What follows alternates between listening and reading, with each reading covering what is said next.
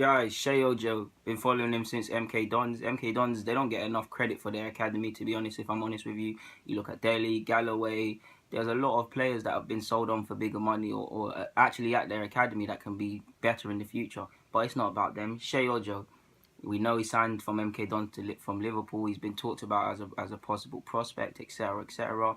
So yeah, let's get into it. When I believe Liverpool, when they sold Ives, similar to when they actually sold Sterling and they said Ives would be the next, allegedly Klopp was confident about Sheyi Ojo, and he was. I mean, 2 or 3 months after Klopp came, I'm pretty sure, correct me if I'm wrong, my timeline in my head might be wrong, might be off slightly, but he made his debut 3 months after in wherever, whether it was the FA Cup or whatever. He featured in the Prem. He's got something like 3 or whatever assists in the Premier League. Whenever it happened, he scored for Liverpool, I believe. So yeah, he took it. He looked like he was taking his chances, and he was really going to be part of it. Last summer, he played in the under-19s championship, cut short his holiday so he could be at pre-season in America to be in the manager's thoughts. And that's the sort of stuff you need to see. He's on the cusp of the team. Sadly, this year hasn't gone to plan for him. I know he featured twice in January. He didn't really feature he didn't feature in the second half of the season.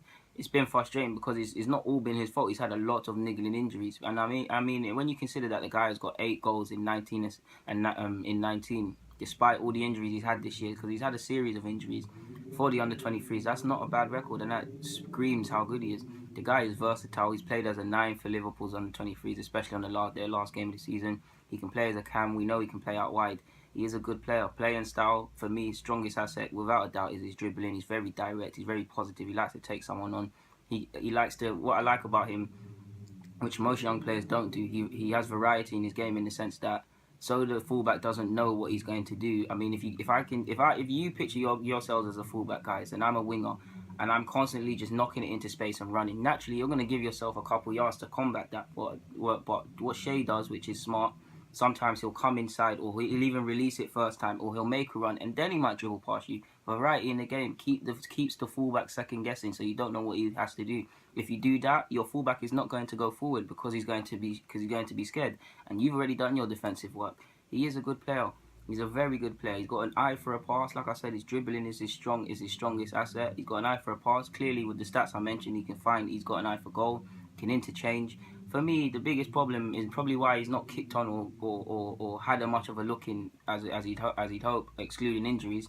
The decision making. Sometimes he runs down blind alley. Sometimes he overruns it. Sometimes he shoots when he's not supposed to shoot. Now, that every young player has that problem, but when you're talking about the next step, you have to be harsh on these players. I believe he can be quality.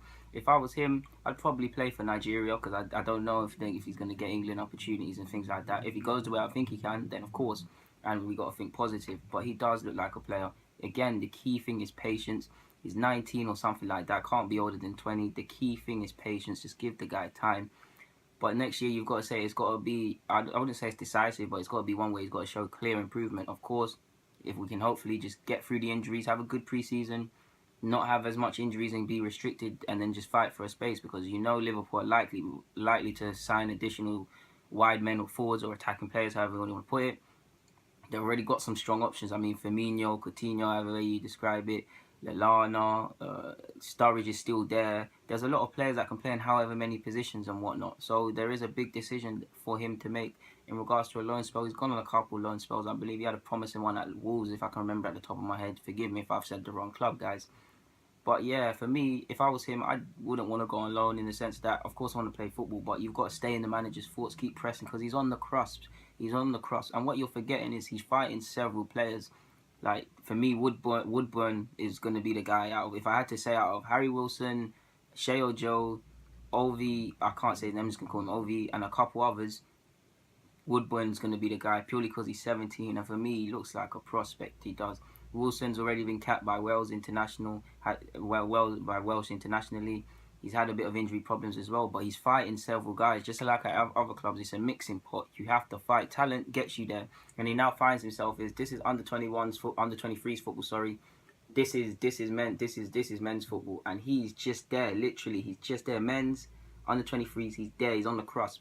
You can play on the 23s for game time, but it's not going to improve you. You need to be playing men's football where the quick decisions have to be made, where people are trying to fight for 2 points because they're literally fighting for a paycheck, where people want to just kick you for the sake of kicking you.